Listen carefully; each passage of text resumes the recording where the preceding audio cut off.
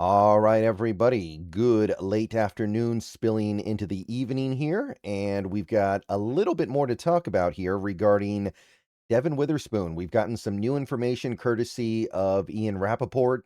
He had some updates earlier today on the NFL Network, and he tweeted about it a little bit. I know that this tweet is mostly about Christian Gonzalez, but we've got some information in here for us. And we've talked about this a lot recently, but this to me is the most interesting thing going on with this team right now. So whenever we get new information, even if it's somewhat speculative, I think that we should take some time to talk about it.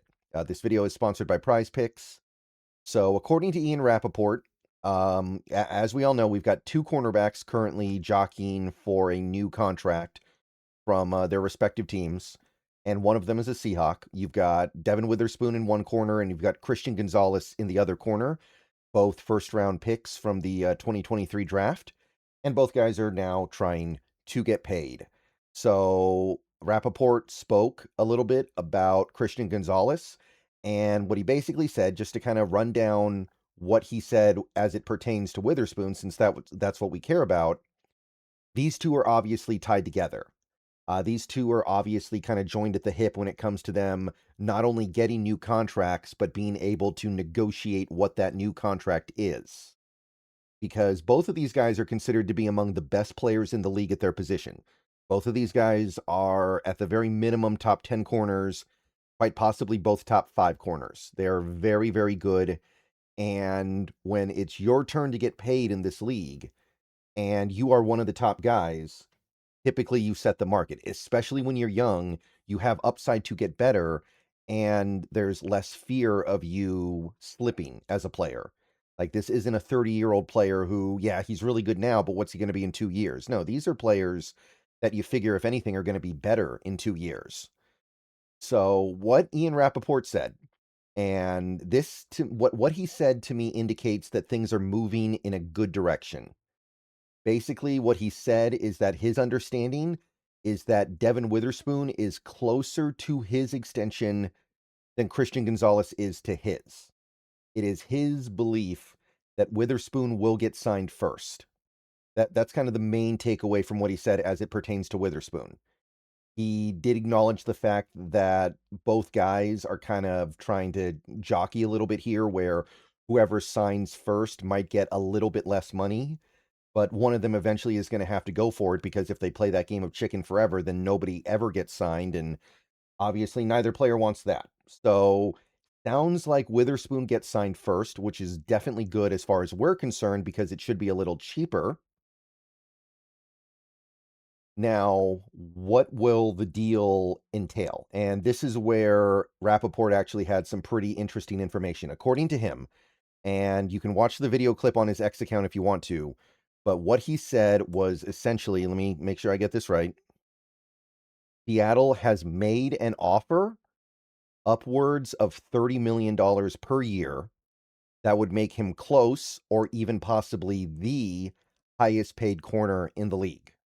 So whatever the offer that we've made is, we don't know exactly what it is, but it is at least 30 million a year. Sounds like a little bit more, and it would put him right up close to the highest paid corner in the NFL, if not the actual highest paid corner. And knowing that information, it's pretty easy to see where they are and how close they are to a deal.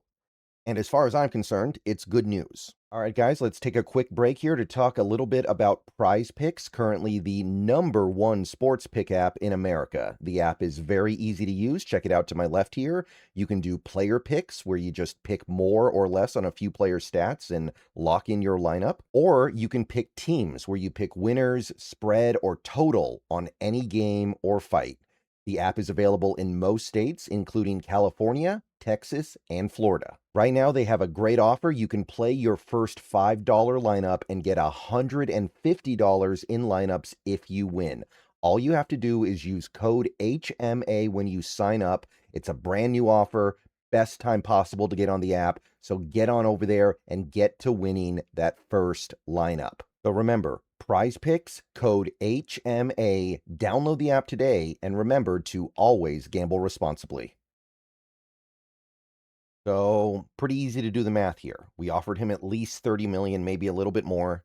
Trent McDuffie is the current market setter. Like we said, as far as cornerbacks go, Trent McDuffie is making more money per year than any corner out there and in NFL history at 31 million per year. 31 million per.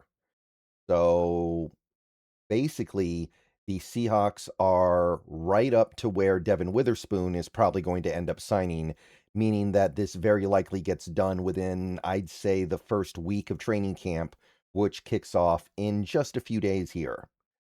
So I would expect the Devin Witherspoon news to hit probably early next week, if I had to guess, because there, unless there's a dispute over the guarantees or the number of years, which I find to be somewhat unlikely, we're talking about a difference of probably less than $2 million in average annual value between the two camps.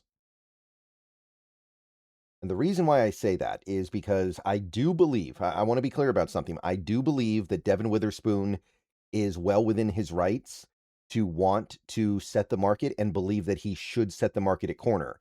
He should be looking at Trent McDuffie's contract that he signed with the Rams, the extension of 31 million per year, and be like, I should get either that or a little bit more than that. But Devin Witherspoon is not so good that he should look at that and go, I should blow that away.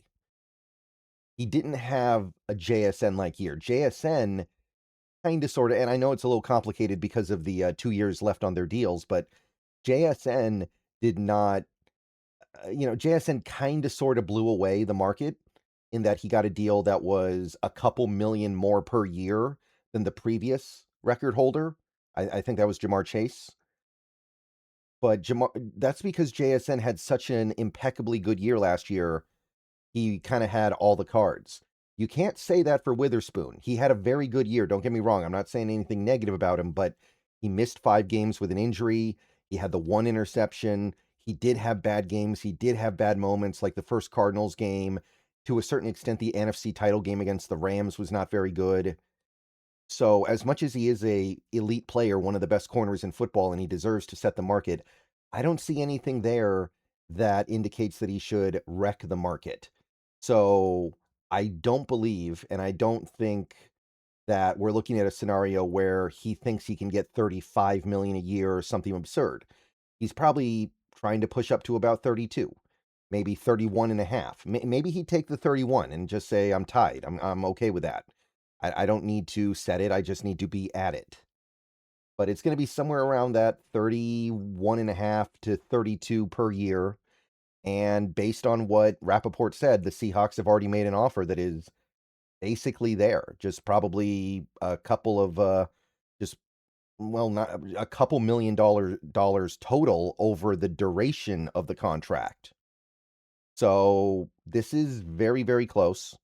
And I don't think that the sides are going to allow a difference of, like I said, a couple $1 million over the life of the contract to get in the way of getting this done before we get to August. That's not my sense.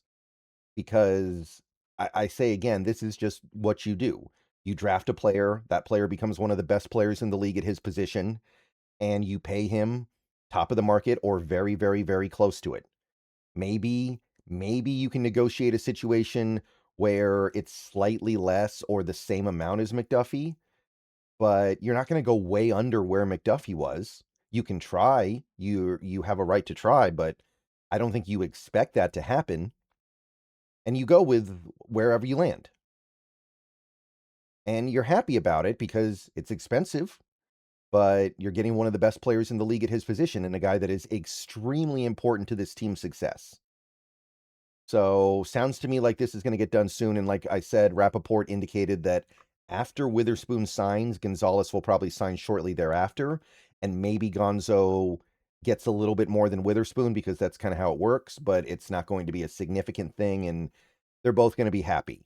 Now, like I said earlier, there could be an issue of guarantees, right? Because McDuffie got almost his entire deal guaranteed. His effective guarantees are 100 million.